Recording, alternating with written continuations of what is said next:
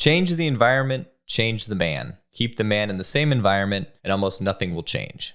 Most men think confidence is something you build internally, that if you just fix your mindset, read the right books, say the right affirmations, or push yourself harder, eventually you'll become confident.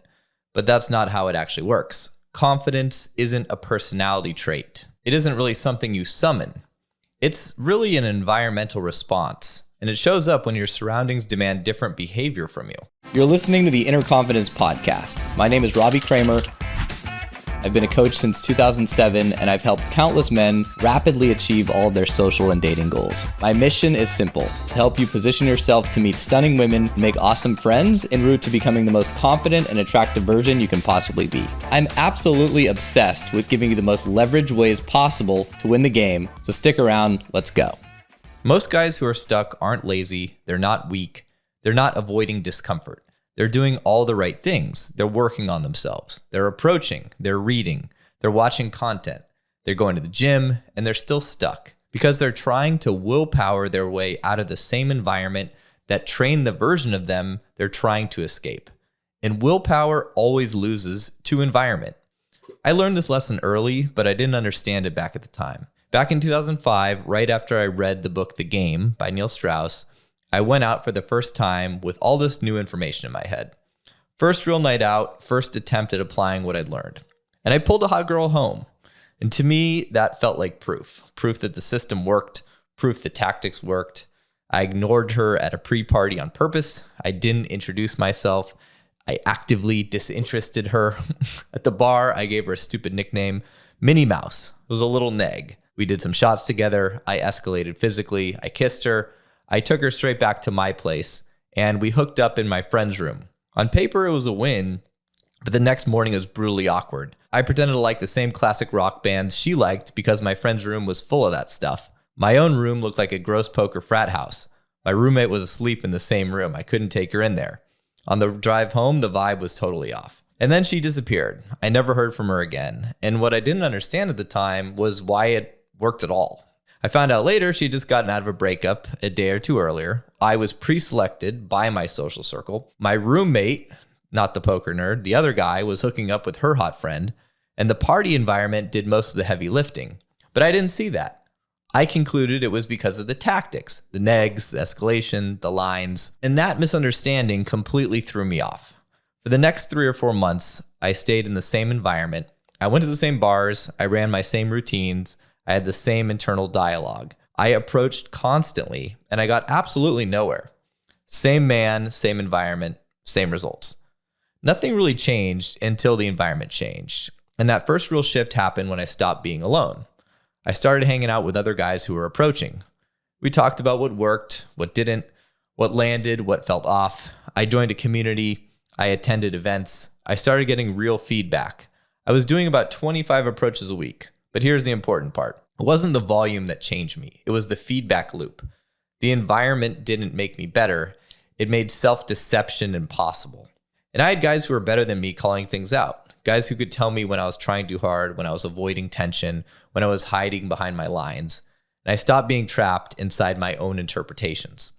Once again, the environment forced different behavior, and the behavior changed me. Around that time, I also realized something else that mattered even more. When I started approaching, I had a ton of anxiety. I was terrified of a bad reaction. So I compensated with approval-seeking energy, over-smiling, avoiding tension, avoiding conflict, trying to be liked. And I kept getting the same response over and over. Oh, you're so sweet, but I have a boyfriend. This happens to almost every people pleaser I coach. This is the nice guy pattern. The opposite archetype exists too. And that's the robotic, awkward guy. He's disconnected from his emotions. He's flat. He's weird. He's uncalibrated. He doesn't get, oh, you're so sweet. He gets women quietly leaving, avoiding him, and disappearing.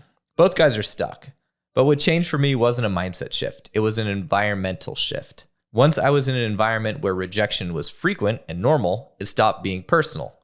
I stopped smiling for approval. I stopped trying to manage reactions. I learned how to sit in tension. Women responded differently almost immediately. Not because I said better things, but because I was grounded. Rejection didn't stop hurting because I got tougher. It stopped hurting because the environment normalized it. All the guys were getting rejected. We all talked about it. And that shift took about 1,000 approaches. I've seen guys do it in under 500. But there's really no shortcut there. The guys who get good are the ones who stop making rejection mean something about them, and that only happens with real-world feedback. Online dating doesn't do that. You need instant embodied reactions. Real quick, a message from our sponsor, New Brew. If you're trying to drink less alcohol, this stuff is absolutely amazing. If you drink more than one, maybe two, you'll be pretty messed up. It's a euphoric seltzer. It's mango, this flavor, but it comes in like 8 different flavors. It's made from kava root and kratom. No alcohol, no weed, but it will be a good time. So for anyone who's trying to drink less and they want a good alternative to the booze, check out New Brew. The link is in the description. But that wasn't the last breakthrough. After I got comfortable with rejection, I still wasn't where I wanted to be. I could approach, I could handle tension, but I was still showing up as a guy trying to win in isolated interactions. And that's when the environment changed again. The first thing that shifted was how I dressed. I'm not talking about peacocking, I'm not talking about costumes, just clothes that actually fit my body and showed off the right attributes. I stopped dressing like a guy who didn't get it. And over time, that turned into a very specific style. Not some generic male fashion, but a look that appealed to the women I actually wanted, like Ukrainian Barbie type girls. So I dressed in a way that read sophisticated, edgy, and cool to them. That wasn't self-expression, that was environment alignment. The difference was immediate. Women responded differently before I even opened my mouth. Their nervous systems relaxed a bit faster. The interaction started on a higher baseline. The environment did the heavy lifting. At the same time, I stopped treating every woman like a potential hookup. I started befriending women instead of chasing them like a thirsty idiot. And I had hot women around me, not because I was sleeping with all of them, but because I was socially competent enough to have women in my orbit. At first, it didn't really help all that much. Other women could tell I was friend-zoned. The environment hadn't fully shifted yet. But over time, as my calibration improved, something important happened. Women started wanting me because other women wanted me. And women are simple in this way. They want what other women want. And once women could feel that I was desired, not trying to be desired, everything became easier. I wasn't convincing anymore. I was being evaluated inside a context that already validated me. And again, I didn't feel more confident. I behaved confidently because the environment expected it. Then came the most painful lesson of all. That was investment matching. I hooked up with a girl I really liked, and instead of letting things develop naturally, I tried to impress her. I talked about sex parties, orgies, all the wild stuff that sounds impressive to other dudes, but to her it wasn't impressive. It was gross. It turned her off. I was able to recover months later, and we eventually dated, but the damage was done. I was always the one trying to win her over, always the one investing more, always the one hoping for validation from her. The relationship felt unbalanced. I didn't feel chosen, I didn't feel secure, and eventually it became too painful to stay in. That wasn't bad luck, that wasn't incompatibility, that was overinvestment. And here's the part that really matters. The reason I was able to see that clearly and walk away wasn't because I suddenly became wiser or more self-aware. It was because I wasn't alone. I had a community around me who could see the situation objectively. They could see the dynamic I was stuck in. They could see how much I was overinvesting and how little was coming back. And they showed me my mistakes in real time. And without that environment, I would have rationalized everything. I would have explained it away. I would have told myself this was normal, relationships are just hard, and this is what commitment looks like. If I had been a solo operator, I probably would have married that girl and slowly accepted a life where I felt unseen, undesired, and quietly miserable. A sexless marriage of pain justified by stories I told myself. Instead, the environment broke the illusion for me. It forced me to see reality instead of the version of reality that protected my ego. Once again, the pattern was obvious. Same man, new environment, different outcome. The belief about doing more didn't disappear because I read something. It disappeared because the environment punished it so clearly that I couldn't ignore it anymore. Real quick, if you're a divorced guy trying to figure out modern dating, I put together something special for you. It's called the Social Funnel Method, and it's a 5-day free email course I made just for guys like you. Guys who want to date high-quality women and build a lifestyle that actually feels good again. You'll learn exactly what works today, not 10 years ago, and how to stand out in a world of dating apps, ghosting, and Instagram. Head over to innerconfidence.com/start to get step 1 sent straight to your inbox. It's totally free. Go do it now, and let's rebuild your dating life in the right way. In real social environments, you see patterns instead of anecdotes. You see what happens when someone collapses emotionally too early. You see how attraction dies when effort is used to buy certainty.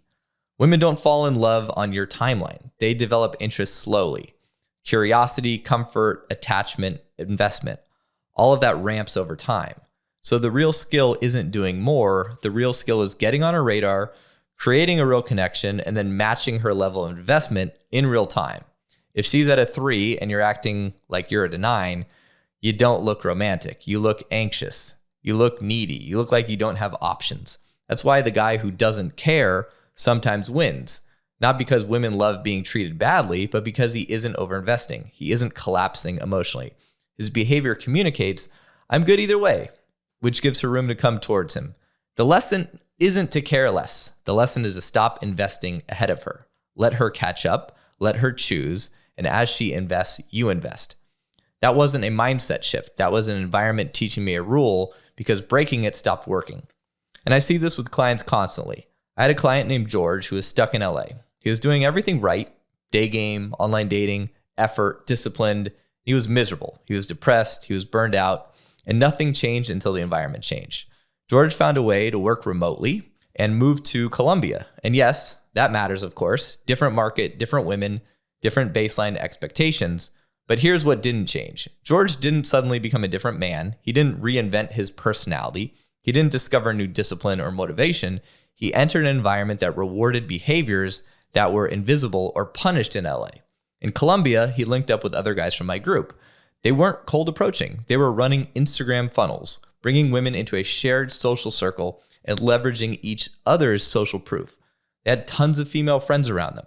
Same habits, same effort level, same social skills, different context. The environment lowered friction, it increased feedback, and amplified pre-selection. In 3 weeks, George got results that had taken him a year of grinding in LA. And that wasn't because Colombian women are easier. That's a lazy explanation. It was because the environment aligned with his strengths instead of fighting them. Same man, new environment, different behavior, different outcome. And this is the part that most men miss. Dating success isn't practiced, it's absorbed. Women don't respond to men who are trying to be confident. They respond to men whose lives require confidence. Men with momentum, with relevance, with expectations placed on them, with social gravity. Confidence isn't something they feel first. It's something the environment pulls out of them. If you're listening to this and thinking you need more confidence or more discipline or more courage, you're really asking the wrong question. The real question is this: what environment are you in that keeps rewarding the version of you you're trying to outgrow? You can stay in the same environment and keep working on yourself, or you can step into something that forces growth, a system, a social container, people who expect things from you, momentum you don't want to disappoint. Change the environment and the man will follow. Stay where you are and stop being surprised when nothing changes.